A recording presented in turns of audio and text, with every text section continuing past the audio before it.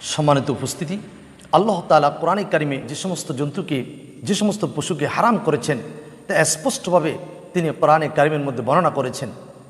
সূরাতুল মায়দা ৩ নম্বর আয়াত আল্লাহ তাআলা বলেছেন, হুররিমাত আলাইকুমুল মাইতাতু ওয়াদ-দামু ওয়া লাহমুল খিনজির ওয়া মা উহিল্লা লিগাইরিল্লাহি বিহি ওয়াল মুনখানিকাতু ওয়াল মাওকুজাতু ওয়াল মুতারাদ্দিয়াতু ওয়ান নাতিহাতু ওয়া মা আকালাস সাবউ ইল্লা মা যাক্কাইতুম ওয়া মা যুবিহা আলান নুসুবি ওয়া আন তাস্তাকসিমু বিল আসলাম যালিকুম ফিসকুন। আল্লাহ তাআলা কোরআনে কারিমে সুস্পষ্টভাবে বর্ণনা করেছেন কোন কোন পশু খাওয়া যাবে না। ১ নম্বর আল্লাহ তাআলা বলেছেন আল মাইতাতু, মৃত জন্তু, এটা হারাম, এটা খাওয়া যাবে না। ২ নম্বরে বলেছেন ওয়াদ্দামু, রক্ত, এটা হারাম, এটা খাওয়া যাবে না।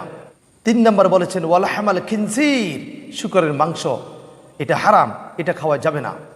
৪ নম্বরে বলেছেন ওমা উহিল্লা লিগাইরিল্লাহি বিহি, আল্লাহর নাম ছাড়া গায়রুল্লাহর নামে যা জবাই করা হয়েছে, উৎসর্গ করা হয়েছে, তা খাওয়া যাবে না।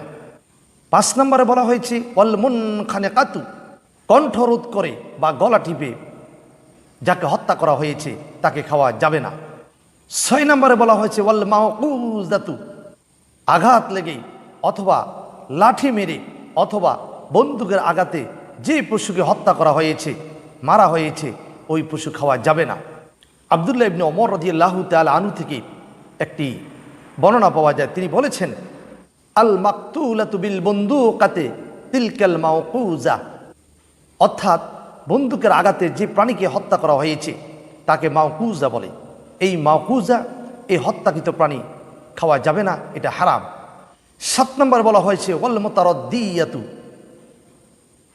অর্থাৎ যা উঁচু স্থান থেকে পড়ে মারা গিয়েছে, অথবা ছাদের থেকে পড়ে, অথবা পাহাড় থেকে পড়ে, টিলা থেকে পড়ে মারা গিয়েছে, ওই পশু খাওয়া যাবে না, এটা হারাম। আল্লামা আব্দুল্লাহ ইবনে মাসউদ রাদিয়াল্লাহু তাআলা আনহু তিনি বর্ণনা করেছেন, কোনো শিকারী যদি কোনো পশুকে পাহাড়ের উপরে বা উঁচু স্থানে দণ্ডায়মান অবস্থায় বিসমিল্লাহ বলে তীর নিক্ষেপ করে, আর ওই তীরের আঘাতে যদি ওই পশু পাহাড় থেকে বা উঁচু স্থান থেকে নিচে পড়ে যায় এবং নিচে পড়ে মারা যায়, তিনি বলেছেন ওই পশু খাবে না, কারণ তুমি জানো না এই পশু কি তোমার তীরের আঘাতে মারা গিয়েছে না উঁচু স্থান থেকে নিচে পড়ে মারা গিয়েছে, এজন্য তুমি এটা খাবে না, যেহেতু তুমি এখানে নিশ্চিত নও যে তোমার বিসমিল্লাহ বলা তীরের আঘাতে এই পশুটি মারা গিয়েছে।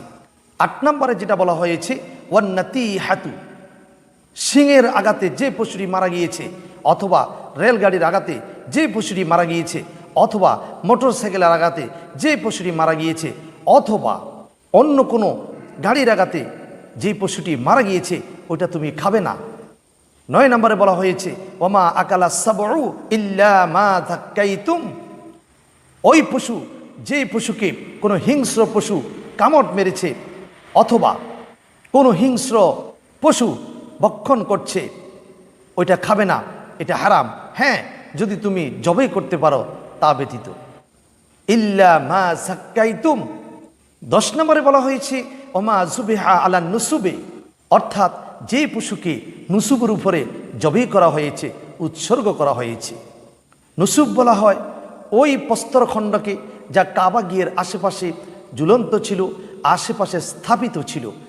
আরবের সেই মুশরিকেরা ওই পাথরের পূজা করত, ওই পাথরের অর্চনা করত, ওই পাথরে প্রার্থনা করত, আর ওই পাথরের কাছে পশুকে নিয়ে তারা উৎসর্গ করত, জবাই করত ওই পাথরের নামে, ওই মূর্তির নামে।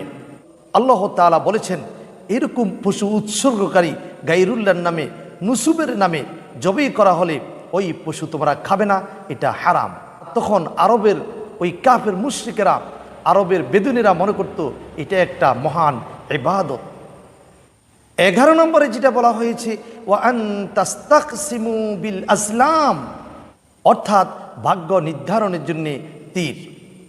আরবের সেই কাফের মুশরিকেরা, বেদুইনেরা ভাগ্য নির্ধারণের জন্য তারা ৭টি তীর ব্যবহার করত। ওই তীরের মাথায় লেখা থাকতো লা, না, নাম, হ্যাঁ। যখন তারা তাদের কারো ভাগ্য পরীক্ষা করত, তখন ওই 60টি তীর দিয়ে তারা ভাগ্য পরীক্ষা করত। আর যখন কোনো পশুকে, কোনো জন্তুকে, কোনো দেবতার নামে উৎসর্গ করত, তখন ওই পশুর গোশতকে ভাগ বটোয়ারা বন্টন করার জন্যে তারা ওই তীরগুলি ব্যবহার করত। ব্যবহার করতে গিয়ে যাদের ভাগ্যে লা নামক তীরটি উঠেছে সে কোনো গোশত পায়নি, আর যার ভাগ্যে নাম লিখা নামক তীরটি উঠেছে সে গোশত পেয়েছে। দেখা গিয়েছে অনেকে বারবার গোশত পেয়েছে আর অনেকে একবারও পায়নি। আল্লাহ তাআলা বলেছেন এই তীর দ্বারা ভাগ্য নির্ধারণ, তীর দ্বারা গোশত বন্টন করা, এইভাবে ভাগ বটোয়ারা করা এটা হারাম, এটা করা যাবে না। এরকমভাবে যদি ভাগ বটোয়ারা করা হয় তাহলে ওই গোশত তোমরা খাবে না, এটা তোমাদের জন্য হারাম ঘোষণা করা হলো। আল্লাহ সুবহানাহু ওয়া তাআলা কোরআনে কারিমে সুস্পষ্টভাবে এই 11টি পশুকে মুসলমানদের জন্য হারাম ঘোষণা করেছেন। কোনো মুসলমান এই 11টি পশু শরীয়ত বহির্ভূত, ইসলাম বহির্ভূত যদি উৎসর্গ করা হয়, ওই পশু কোনো মুসলমান ভক্ষণ করতে পারে না। আসুন আমরা আল্লাহ তাআলার এই 11টি হুকুমাতকে পালন করি, এটাই আমাদের ঈমান, এটাই আমাদের ইসলাম। ওমা তৌফিকি ইল্লা বিল্লাহ। আসসালামু আলাইকুম ওয়া রাহমাতুল্লাহ।